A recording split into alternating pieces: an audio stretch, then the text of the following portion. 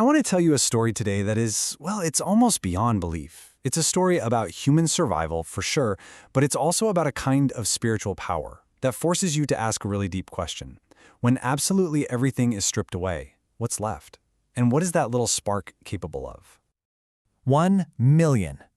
In 1994, in the small African nation of Rwanda, that's how many people were systematically murdered. 1 million human beings. And the speed of it is it's staggering. We're talking about a 3-month window, an entire country turning on itself, neighbor hunting neighbor in an organized rampage. This is the brutal, almost unimaginable world our story begins in. And right in the middle of all this chaos is a 24-year-old college student, Immaculée Ilibagiza. She'd come home from school for Easter, just for the holiday. Her dad had insisted. The very next day, the genocide began. And as a Tutsi, she was a target. A local Hutu pastor, a good man, offered to hide her.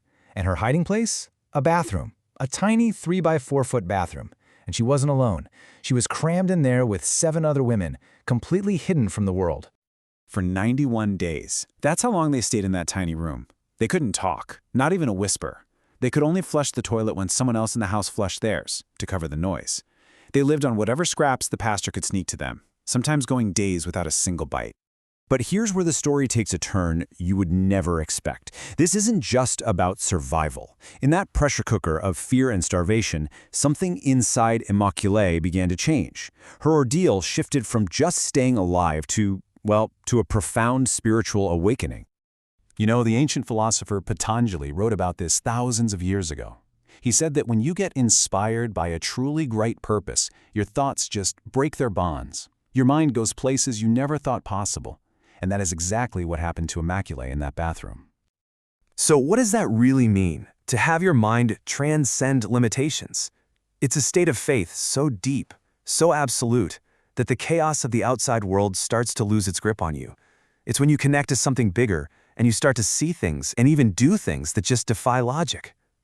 And if you want a perfect example of this, get this. While death squads were literally screaming her name outside, she asked the pastor for an English dictionary. It seems completely absurd, right? But this was her consciousness expanding, pushing past the terror and listening to this quiet little instinct that would end up changing her entire life. But this newfound state of faith, it was about to be put to the ultimate test. It wasn't enough to just survive the horror. The real test was about how she would survive and what she would do with the pieces of her life afterward. During those 91 days, Immaculée says she felt her connection to God become so real, so powerful, that actual miracles started happening. Huge search parties of men would ransack the house, stand inches from their hiding spot, and just not see them. It's like they were invisible. And later, after she was freed, she came face to face with a killer holding a machete. And instead of feeling fear, she just sent him love. And the man, he dropped his weapon. The cost, though, was absolutely devastating. While she was in hiding, her entire immediate family, her mom, her dad, and her 2 brothers, they were all found and brutally killed. Years later, she met the man who led the gang that killed her family, and she looked him in the eye and said those words. She said that while she was in the bathroom, she got this clear message from God.